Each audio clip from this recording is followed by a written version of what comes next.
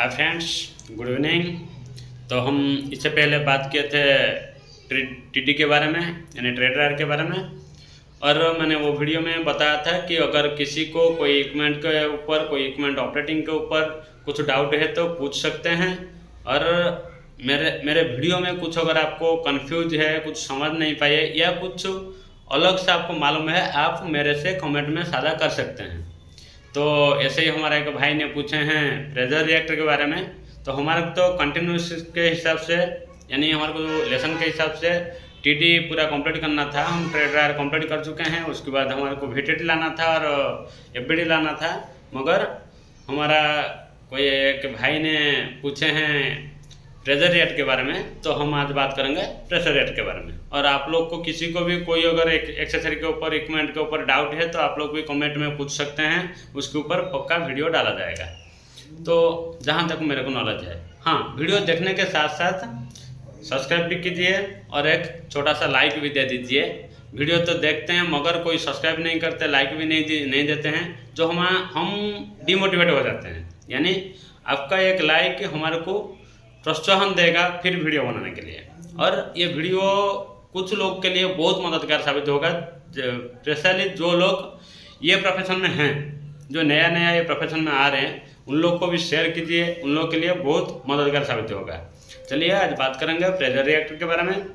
तो pressure reactor का जो ऑपरेटिंग है और उसका जो फैसिलिटी होता है, ये सब के ऊपर बात करेंगे। उसका एक्सेसरी के ऊपर बात करेंगे।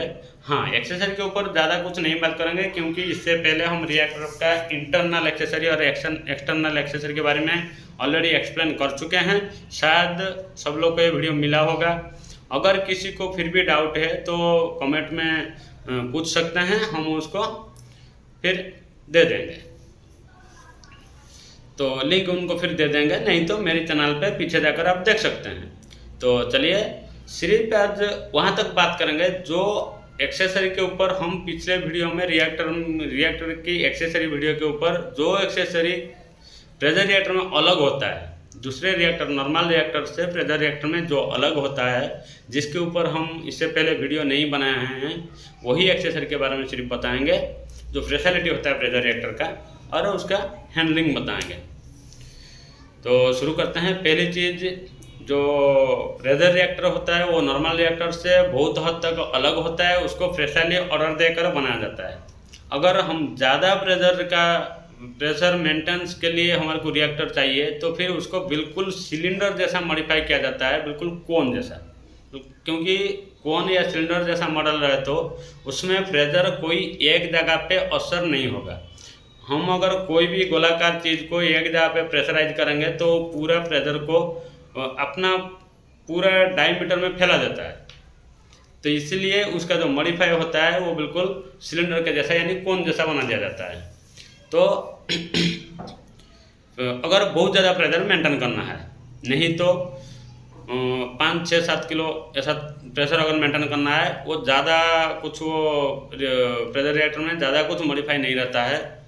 उसमें ऐसा, पहली चीज़, प्रेशर रिएक्टर जो है वो थिकनेस ज़्यादा होता है। उसका एक्सटर्नल पहले बात करेंगे। थिकनेस ज़्यादा होता है, जिसकी वजह से वो ज़्यादा प्रेशर संभालने का क्षमता उसमें बढ़ जाता है। उसका जैकेट थिकनेस भी ज़्यादा होता है। और उसमें मेन प्रेशरली जो ऑयल सील है, ऑयल सील का क्षमता जो नॉर्मल रिएक्टर है उसमें लगभग 5 किलो तक रहता है। मगर प्रेशर रिएक्टर जो है उसमें 12 किलो 18 किलो तक सेट किया जाता है।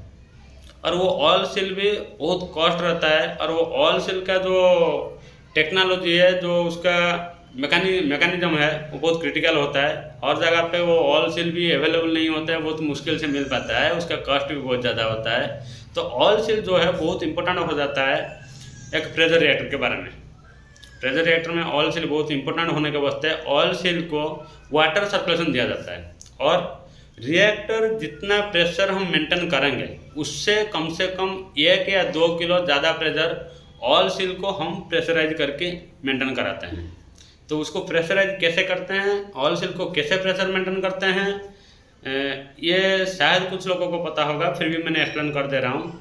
तो ऑयल सील जो है उसके लिए एक बॉक्स लगा हुआ होता है। ऑयल सील के लिए एक प्रेशर बॉक्स लगा हुआ होता है। जो बॉक्स में ऑयल डाला जाता है, वो ऑयल को नाइट्रोजन प्रेशर से रिएक्टर में हमारे को जितना प्रेशर चाहिए उससे ज़्यादा प्रेशर वो बॉक्स में डाल दिया जाता है।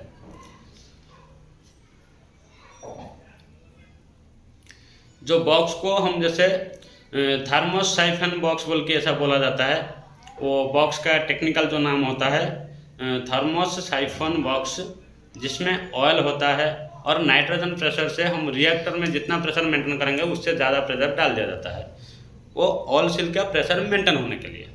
अगर ऑयल सील को प्रेशर कम होगा तो फिर जल्दी ऑयल सील लीक आ जाएगा और रिएक्टर का जो प्रेशर है वो ऑयल सील को लीक करके बाहर निकलने का चांसेस बढ़ जाएगा। इसलिए ऑयल सील में हम जो प्रेशर है बाहर ये बॉक्स के जरिए से रिएक्टर का प्रेशर से ज़्यादा प्रेशर मेंटेन किया जाता है। और ऑयल सील के अंदर की तरफ सॉफ्ट घूमने के वास्ते ऑयल सील हीट हो जाता है, इसलिए उसको ऑयल सील तो पहली बात बोला जाता है, क्योंकि सील जब हीट होता है वो सील के अंदर जो ऑयल सर्कुलेट हो रहा है वो ऑयल भी अपने आप हीट होता है। वो ऑयल फिर अपने आप बॉक्स में आता है, वो बॉक्स के चारों तरफ जैकेट जैसा होता है, उसमें आर्टी सर्कुलेशन दिया जाता है, वहाँ पे फिर वो ऑयल कूल होकर सील में वापस चले जाता है। यानी ऑयल सील को आर्टी सर्कुलेशन होता है और ये जो थर्मस साइफन बॉक्स होता है इसको भी आर्टी सर्कुलेशन दिया जाता है, उसके अंदर ऑयल होता है जो ऑयल सील को कूल रखने के साथ साथ उसको प्रेशर भी मेंटेन कराता है। तो ये उसका सबसे अहम खासियत होता है दूसरे रिएक्टर से प्रेशर रिएक्टर का। और प्रेशर रिएक्टर में और जो अलग होता है दूसरे रिएक्टर से, नॉर्मल रिएक्टर से प्रेशर रिएक्टर में जो अलग होता है सिर्फ उसी के बारे में बात करेंगे। तो प्रेशर रिएक्टर में फ्लो ग्लास नहीं होता है, क्योंकि ज़्यादा प्रेशर मेंटेन करने पर फ्लो ग्लास से इन्फेक्टेड होने का चांस रहता है, इसलिए ऑयल सील रिएक्टर यानी प्रेशर रिएक्टर में फ्लो ग्लास नहीं होता है। कहीं कहीं तो विजुअल लैंप तक भी नहीं होता है, कहीं कहीं होता है विजुअल लैंप, उसमें फ्लो ग्लास होता है। बहुत कम रिएक्टर को, प्रेशर रिएक्टर जो कम प्रेशर मेंटेन किया जाता है उसी में विजुअल लैंप और फ्लो ग्लास होता है, जो ज़्यादा प्रेशर मेंटेन किया जाता है उसमें विजुअल लैंप और फ्लो ग्लास नहीं होता है। और रप्चर डिस्क, सेफ्टी वाल, ये दोनों कंपलसरी होता है। ये दोनों से सेफ्टी लाइन जाता है, सेफ्टी लाइन हो सके ये दो अलग अलग पॉइंट से दो लाइन जाकर आगे एक लाइन में मिल जाए, मगर रप्चर डिस्क सेफ्टी वाल दोनों होता है, दोनों से दो पॉइंट से दो लाइन जाके आगे एक लाइन में मिल जाता है। दो लाइन को लेके हम सेफ्टी टैंक यानी वाटर टैंक में ज़्यादातर पर डिप करके बाहर कुछ ही दूरी में लगा दिया जाता है, क्योंकि प्रेशर रिएक्टर में ज़्यादा करके हाइड्रोजन गैस प्रेसिंग प्रेशर यानी हाइड्रोनेशन रिएक्शन किया जाता है, जो हाइड्रोजन गैस प्रेशर से मेंटेन होता है। हाइड्रोजन गैस प्रेसिंग का रिएक्शन होता है और रानी निकल फलाडियम जैसा मॉइस्चर नील होने पर फायर यानी आग अपने आप उत्पन्न करने का क्षमता रखने वाला कार्बन, जिसको हम जो कार्बन में फलाडियम कंटेंट होता है, रानी निकल का कंटेंट होता है, वो एक तरीके का कार्बन होता है, मगर उसमें फलाडियम और रानी निकल जैसे कंटेंट होने पर वो ऑक्सीजन के संपर्क में आने पे उसमें जब मॉइस्चर नील हो जाता है तो वो अपने आप चिंगारियाँ निकलने लगता है, बिल्कुल देखने को बारूद जैसा होता है रानी निकल और फलाडियम। और हाइड्रोनेशन रिएक्शन में हाइड्रोजन गैस के साथ साथ रानी निकल फलाडियम जैसा रॉ मटेरियल इस्तेमाल किया जाता है, इसलिए सेफ्टी लाइन कभी अगर प्रेशर ज़्यादा होने के वास्ते रिएक्शन अबनॉर्मल हो कि ज़्यादा प्रेशर होने के वास्ते प्रेशर वाल अगर उठने लगेगा तो सेफ्टी लाइन से पास होकर बेच जाके वाटर में डिप हो जाएगा, जो हमारे को ब्लास्ट होने से बचाएगा और फायर होने से बच जाएगा।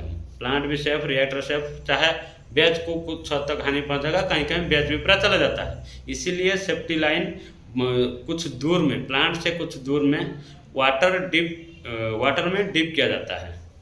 और कुछ जगह पे प्रेशर बैच ऐसे होता है, अमोनिया जैसे लिक्विड अमोनिया जैसे वस्तु को ले लिया जाता है, उसको टेम्परेचर ज़्यादा लगा के प्रेशराइज करके वो प्रेशर को मेंटेन किया जाता है। वैसा स्थिति में भी रप्चर डिस्क, सेफ्टी वाल वो सब भी होना जरूरी है, क्योंकि कभी अगर बहुत ज़्यादा प्रेशर जनरेट हो गया, अबनॉर्मल रिएक्शन होगी तो फिर रिएक्टर के साथ साथ प्लांट भी चला जाएगा। इसलिए एक लिमिट तक सेट किया जाता है प्रेशर वाल, कुछ भी प्रॉब्लम होने पर सेफ्टी वाल उठ जाएगा और वहाँ से बैच पास होकर जाके वाटर में डिप हो जाएगा। अगर एनवायरमेंट में अमोनिया रिलीज हो जाए फिर एम्प्लॉय कैजुअल वहाँ का आजू बाजू कोई भी ह्यूमन नहीं, कोई भी प्राणी जीना मुश्किल हो जाएगा। तो इसलिए safety line, safety point, safety वाल, रप्चर डिस्क से सेफ्टी लाइन ये कंपलसरी है। ऑयल सील सही काम करना, ऑयल सील को ये थर्मोस साइफन बॉक्स ये बराबर रहना और इसमें प्रेशर मेंटेनेंस बराबर होना, ये बहुत इम्पोर्टेंट है। और डिजिटल सैंपल मीटर होता है, डिजिटल सैंपल पॉइंट भी कोई कोई बोलते हैं, जिसमें से हम प्रेशर होते हुए रिएक्टर से सैंपल निकाल सकते हैं। उसका मॉडल कैसा होता है, वो बिल्कुल ब्लोअर लॉक जैसा रिएक्टर ऊपर हिस्से से अंदर तक बटन तक पहुंचा हुआ होता है, जिसमें 2 वाल लगा हुआ होता है सेफ साइड के लिए। एक ज़्यादातर पे थ्रेडिंग वाल जिसको हम हल्वा वाल घुमा के ओपन कर सकते हैं, लाइटली पासिंग होगा, और एक बटरफ्लाई वाल जैसा हैंडल वाल। तो इसमें 2 वाल होता है। और प्रेशर रिएक्टर में ज़्यादातर पे हर जगह पे डबल वाल या हर जगह पे बहुत बारीकी से गलती कुछ भी ना रहे वैसा सेफ्टीली काम किया जाता है। हर चीज़ को बहुत स्ट्रांगली मेंटेन किया जाता है। और डिजिटल सैम्पलिंग पॉइंट से हम कभी सैंपल निकालना बोले तो हम रिएक्टर बंद करते हैं, जैसे प्रेशर रिलीज किए बगैर हम सैंपल निकाल सकते हैं। इसीलिए डिजिटल सैंपल पॉइंट होता है, जिसमें हम रिएक्टर बंद करके आराम से वाल खोलने पर ब्लोअर लॉक जैसा अंदर तक होने के वास्ते वो सैंपलिंग पॉइंट, उसमें से आराम से सैंपल निकल के हमारे को बाहर आ जाएगा। ये बिल्कुल 1/2 इंच या पतला सा लाइन होता है, जिसमें हम स्लोली सैंपल कलेक्ट कर सकते हैं। तो ये दूसरे रिएक्टर से जो प्रेशर रिएक्टर को अलग बनाता है, स्वतंत्र बनाता है। थिकनेस बहुत ज़्यादा होता है, जैसे 8 mm तक थिकनेस होता है। अगर हमारे को 12 किलो तक प्रेशर मेंटेन करना है तो फिर 8 mm तक थिकनेस चाहिए रिएक्टर का। उसके हिसाब से उसका जैकेट प्रेशर क्षमता बहुत ज़्यादा होता है, यानी 8 किलो तक हम जैकेट प्रेशर आराम से ले सकते हैं।